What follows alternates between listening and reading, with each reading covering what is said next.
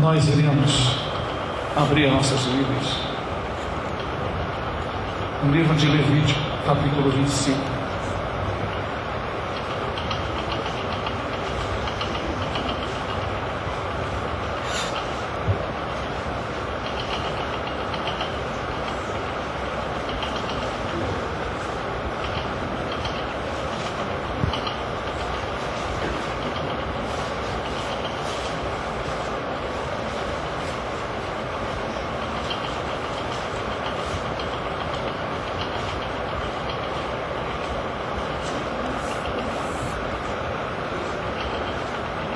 Versículo 8.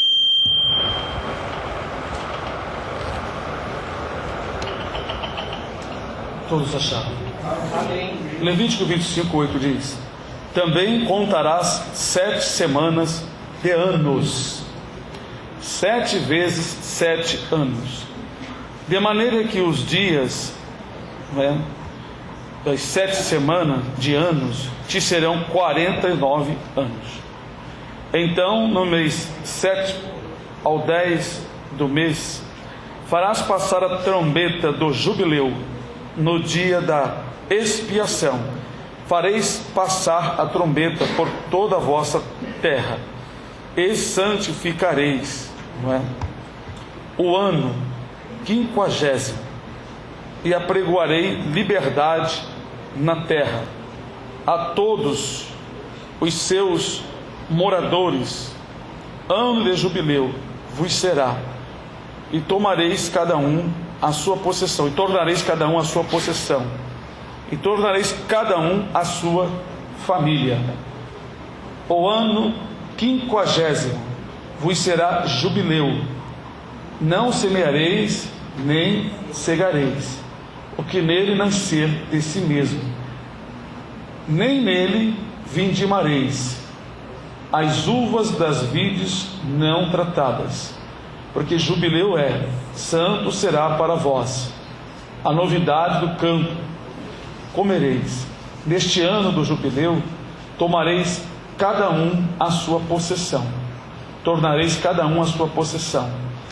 E quando venderdes alguma coisa ao vosso próximo, ou a comprar da mão do vosso próximo, ninguém oprima a seu irmão. Conforme o número dos anos, desde o jubileu, comprarás ao teu próximo, e conforme ao número dos anos das novidades, ele venderá a ti, conforme a multidão dos anos. Aumentarás o seu preço, e conforme a diminuição dos anos, baixarás o seu preço, porque conforme ao número das novidades é que ele te vende. Ninguém, pois, oprima o seu próximo, mas terás temor do teu Deus, porque eu sou o Senhor vosso Deus. Até aqui, irmãos.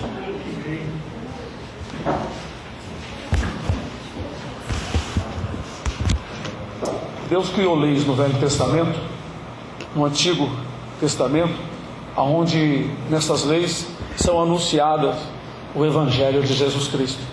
Só que para muitos pastores tem sido muito difícil entender como que o Evangelho é anunciado no Antigo Pacto. E nós estudamos outro dia o Evangelho anunciado em Gênesis. Colocamos na internet. Foi uma coisa assim muito maravilhosa para as pessoas que não congregam conosco, mas estão sempre assistindo os vídeos. E agora também o Senhor tem nos dado essa passagem. Os irmãos sabem, o ano 50 são quantos anos, irmãos? 50. Esse número 50 é relacionado na Bíblia à vinda de Jesus. A vinda de Jesus. Davi, quando foi lutar com o Golias, ele levou quantas pedras no alforje? 5 pedras. 5. Rebeca, eu estou vendo se vocês não estão atentos.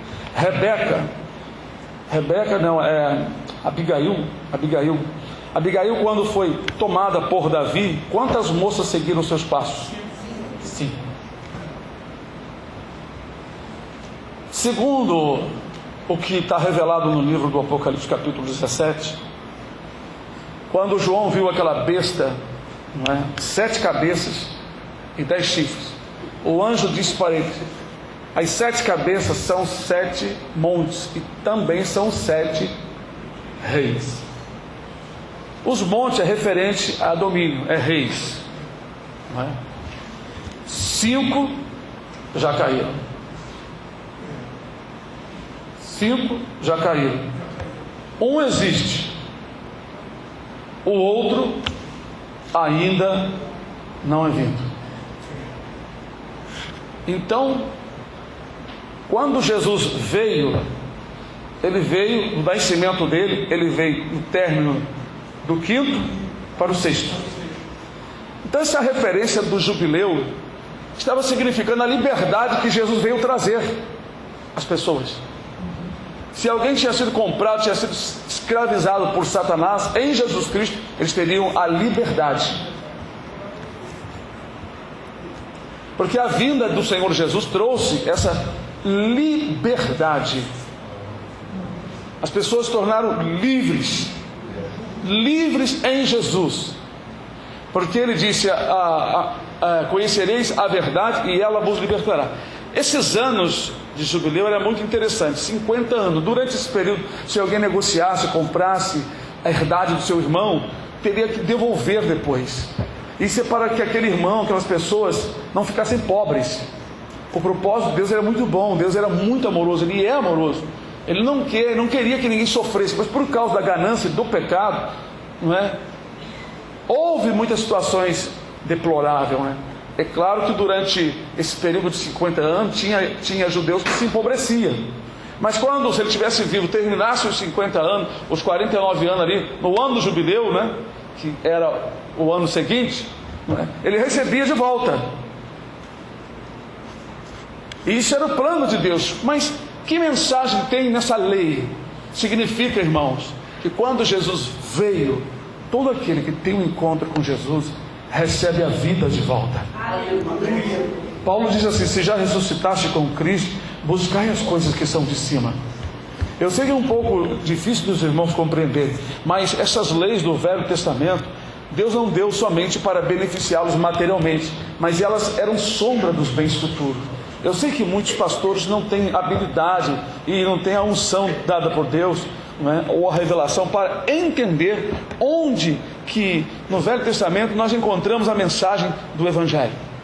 Não foi isso que Jesus disse, que abriu, né, o entendimento dos discípulos para compreender tudo o que dele estava escrito na lei, nos salmos e nos profetas. Nós sabemos que é muito fácil de compreender quando os animais eram levados ao sacrifício, né? O animal morria no lugar do transgressor. Então a pessoa pecava e aí ele queria se ver livre do pecado, porque o pecado estava com ele, né? Então ele teria que levar um animal santo, puro, sem mancha, sem defeito, não podia ser roubado, tinha que ser um animal perfeito como mandava a lei.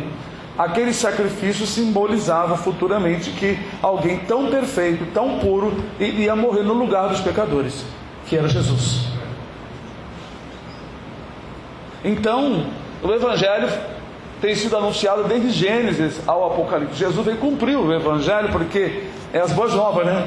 Ele morreu, então as boas novas de salvação foi dada, mas ela vem sendo anunciada desde Gênesis, nos acontecimentos, nas histórias, em alguma lei que o Senhor fez, ali no caso de Noé, né? O Senhor mandou que construísse arca com determinados materiais, né? Simbolizando aqui que para nós termos a vida eterna, nós temos que construir nossa vida com a obediência correta, não podemos colocar madeira fora daquilo que o Senhor ordenou, não podemos tapar as brechas com material que o Senhor não ordenou. Então aquilo ali é o Evangelho. A arca representa a salvação, Noé representando Cristo, e a família é a igreja. O dilúvio é o que está vindo aí, a grande tribulação e o inferno, né? Então nessa lei aqui, veja que nós vemos aqui o número 5 mais um 0,50, não é? Nós temos muitos muitos enigmas na Bíblia em relação a números. Tem números aqui que eu não entendo.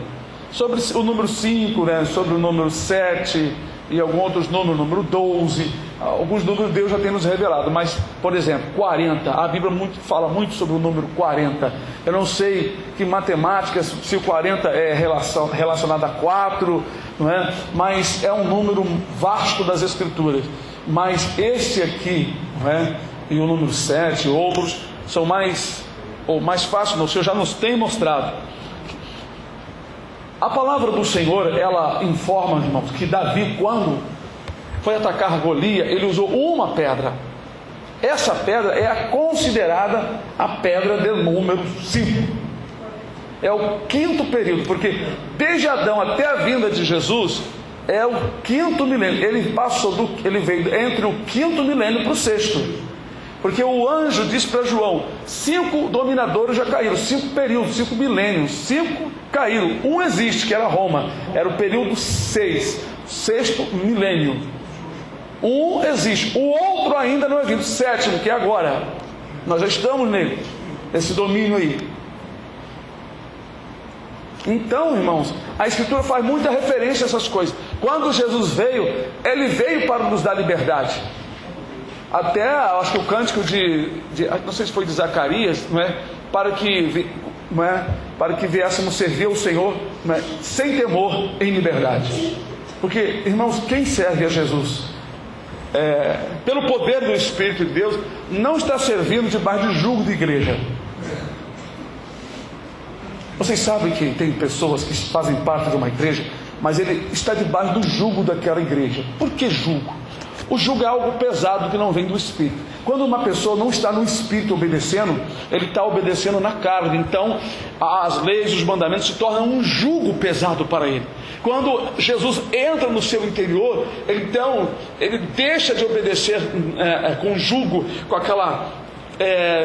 vamos supor assim, por necessidade. Ele passa a fazer por amor. Então, ele é liberto daquilo.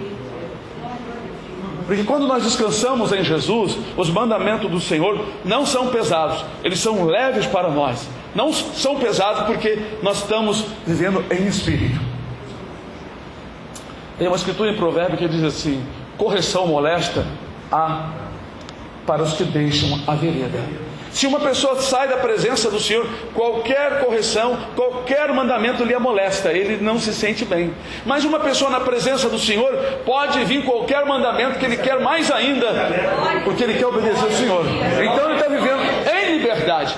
Essa lei, ela tanto facilitava para a bênção, para a vida civil dos judeus, como representava aquilo, quando chegasse esse período, não é?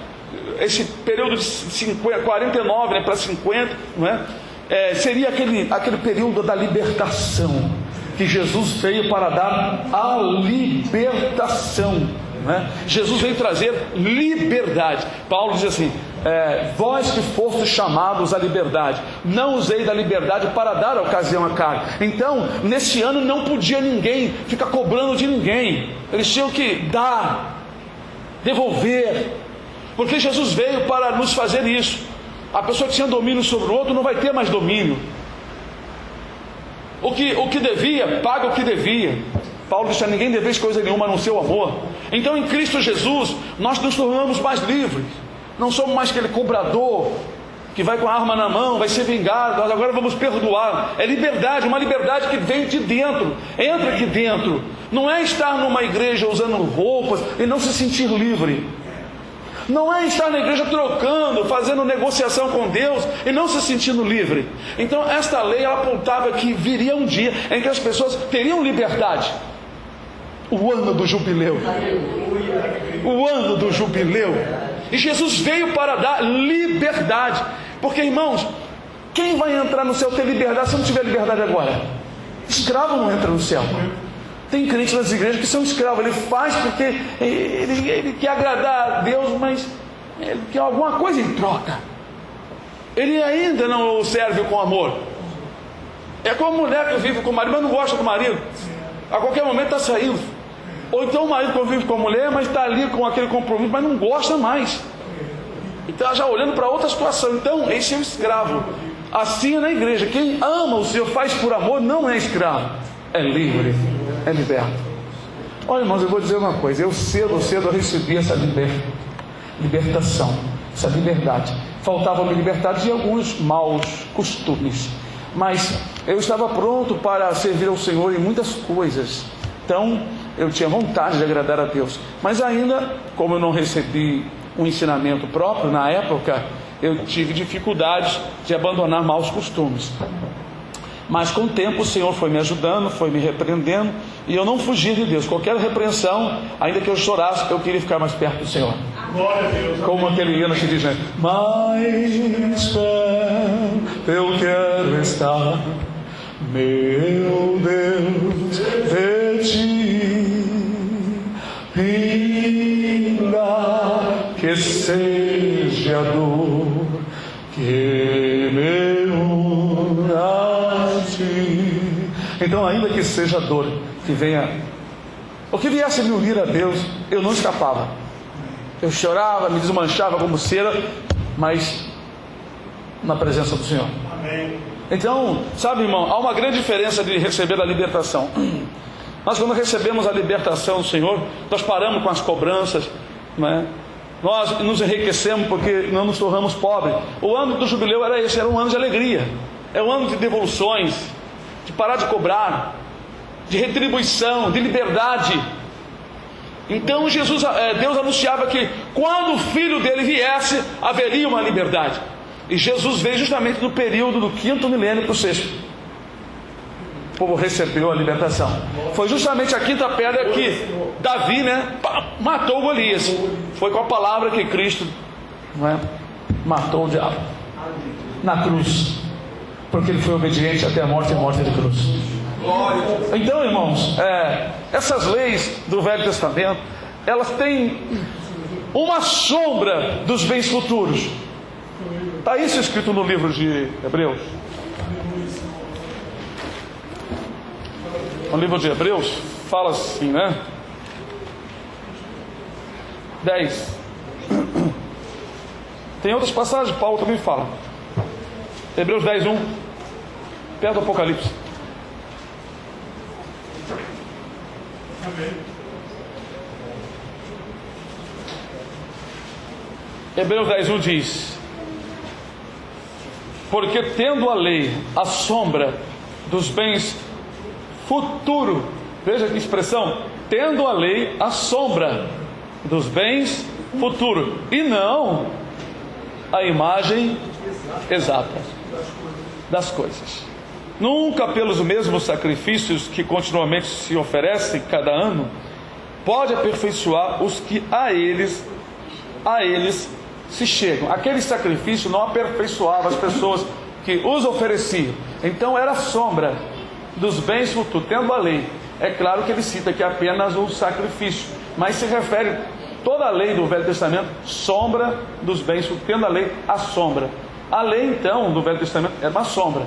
Quem guarda sábado hoje está guardando sombra, porque o sábado é Jesus e a vida eterna, aonde não haverá negócio, não vamos acender fogo, não vamos preparar nada, vamos só gozar, e será um dia eterno. Então lá é um sábado, porque no sábado na lei não podia cobrar, não podia comprar, não podia acender fogo, catar lenha, não podia fazer comida, não podia fazer nada. Era só um dia de adoração, tinha que preparar na sexta-feira. O sábado era santo, era sombra. Esse sábado então era sombra da vida eterna e sombra de Jesus, porque Jesus é o sábado também, ele é o dia eterno, ele é o descanso para a nossa alma. Amém, Senhor. É exatamente esse ano do jubileu, que representando o nosso Senhor e Salvador Jesus Cristo. Então, o que é o Evangelho nesse ano de jubileu? É anunciado as boas novas. Qual é a boa nova? Que um dia depois daqueles milênios, os 5 milênios, depois daqueles 49 milênios, mais um pouquinho, claro, não é? No ano 50, não é? Ali era o ano de júbilo, de glória, de alegria, de libertação. Isso é o Evangelho anunciado também no Velho Testamento, porque Deus anunciava através das leis que o Filho dele seria morto pelos pecadores, traria libertação. Então há muitas passagens, no Velho Testamento. A arca de Noé é também representando o plano de salvação, o Evangelho que Cristo nele se cumpriu. Assim como Noé preparou a arca, Cristo preparou as boas novas através do seu sacrifício. Então, irmãos, está aí a palavra do Senhor. Nós verdadeiramente devemos aproveitar enquanto temos a liberdade em Cristo Jesus, e para sermos livres. Livres para fazermos o que quisermos, irmão? Não. Livre para fazer a vontade de Deus. Porque quem não é liberto faz o que o inimigo quer. Ninguém está sozinho nessa vida. Será que existe um ser humano neutro, que não tem nem Deus nem o diabo? Não. Jesus disse, ninguém pode servir dois senhores. E eu digo, ninguém pode não servir nenhum senhor. Um ou outro, não tem como. Entendeu, Barco? Luz ou treva. Então não existe. Se a pessoa não é liberta por Jesus, ela é escravo do inimigo. Se a pessoa é liberta das mãos do inimigo, ele serve ao Senhor Deus. Só que o servir a Deus tem coisas muito boas. Quem serve a Deus serve corretamente e vai ter o seu galardão e não faz nada de errado, porque quem segue ao Senhor não anda nas trevas. Jesus disse, eu sou a luz do mundo. Quem me segue não andará em trevas, mas terá a luz da vida. Então a luz da vida é claridade, é você enxergar, ver o que Deus vai te mostrar. Mas seguir ao diabo é seguir na cegueira, na escuridão, pois está escrito que o Deus desse século cegou o entendimento dos incrédulos para não lhes resplandecer a luz do Evangelho das Boas Novas. Então ele não vai entender o recado, as boas notícias de Deus. Ele vai caminhar para o inferno achando que é o seguinte: deixa eu levar minha vida do jeito que eu gosto, e vai indo para o inferno porque ele não consegue enxergar, porque está andando na escuridão espiritual e mental. Como que ele vai se desviar se ele gosta de seguir ao inimigo sem perceber? Pois o provérbio diz que a luz, né, a vida, o caminho do justo, não é? A vida que ele leva diante de Deus é como a luz da manhã, vai sempre brilhando mais, vai saindo, daqui a pouco está o dia perfeito. Esse dia perfeito vai ser na glória eterna. Mas o ímpio diz assim: o pecador não enxerga nem o que está tropeçando. Por que está acontecendo comigo? Puxa, está doendo, meu pé doeu, não sei que onde eu bati, mas está doendo, está sangrando. A pessoa não sabe por que os problemas estão lhe acontecendo, porque ele não consegue ver. E o diabo vai rindo da vida da pessoa, mas Deus não. As pessoas às vezes acham que é difícil seguir a Deus. Difícil é encarar o diabo depois, fazer tudo sem perceber que está agradando a ele, né? Isso que eu acho muito complicado, porque na verdade, quando nós entendemos essas palavras, que Jesus veio para nos dar liberdade, ele veio para libertar o nosso coração de carro, de casa, de marido, de esposa, de filho. Ele veio para nos libertar de alimento, nos libertar de tudo. Mas pastor, nós vamos ficar sem essas coisas? Não é isso. É libertar o interior, libertar o coração. Essa lei do jubileu era para o povo refletir, e chegasse um tempo, o povo ia estar livre das contas, livre da perda que teve, livre da pobreza. Então Deus estava anunciando que em Jesus todos nós não iríamos perder nunca, se nós andarmos corretamente segundo a vontade do Senhor. Sempre iremos ganhar diante de Deus, porque nós temos o consolo do Senhor, o carinho, o amor, a orientação, a direção. Temos a salvação da condenação do inferno, que é o principal para mim, né? Temos o amor que sentimos de Deus. Um novo sentimento domina o nosso coração. Coisas maravilhosas: calma, tranquilidade, paz. Quanto custa a paz aqui na terra? No mundo nós temos aflições, mas irmãos, imagina uma pessoa que está com um problema para resolver, mas está uma guerra dentro do seu coração. Imagina agora a mesma pessoa com os mesmos problemas para resolver, mas cheio de paz no seu interior. Às vezes as irmãs, os irmãos chegam no hospital, lá encontram uma pessoa cheia de doença, mas na presença do Senhor. Sai dali mais consolado do que o consolo que foi levar para a pessoa, né? Porque a pessoa está ali lutando com aquele problema, mas está em paz no seu interior. Sabe um lutador de espada, um espadachim, ele muito bom, ele está lutando com ele, mas ele sabe o que está fazendo, ele está tranquilo, e o outro está com medo de morrer? Está lutando também, mas o outro não sabe, não tem tanta habilidade. O de cá tem habilidade, porque ele está em paz. A qualquer momento ele vai fisgar o outro. Assim é aquele que está em Cristo. Ele está lutando, mas está em paz, dominando. Então a lei do jubileu é isso aí: liberdade, libertação. Então chega um tempo na nossa vida que Jesus nos dá liberdade. Liberdade